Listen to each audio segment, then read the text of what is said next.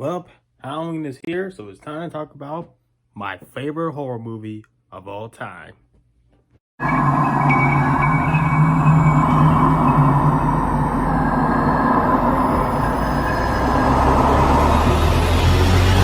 So, The Shining is a psychological horror movie written and directed by Stanley Kubrick, starring Jack Nicholson. And this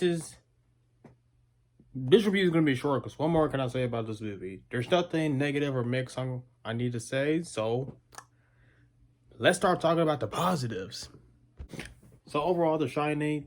Now you gotta know this about this movie. One thing you need to know and you gotta remember, when this movie originally came out in 1980, this film was critically panned, and even still today, Stephen King hates it. How? But now, over 40 years later, this is now easily one of the greatest films ever made. I can understand why some people who read the novel hates it, and as for someone who actually did remember reading the novel, I still love this movie. This is easily my favorite horror movie of all time. The acting is Jack Nicholson should have won it. That Jack Nicholson, he should have, he should have won an Oscar in my opinion, or at least been nominated. And this now I wanted to and the scares. They will hunt you even 40 years later. Like if you saw this film, I guarantee you know someone who saw this movie in the theater back in 1980. And still has haunting imagery still 40 years later. Is it still scary? Oh, yes. Yes, it is. Oh my gosh. And the way how and the hotel that it looks, I don't think they could have picked a better location to film it at than at that hotel. Like this is almost like Psycho, almost like where they filmed at the house or The Exorcist.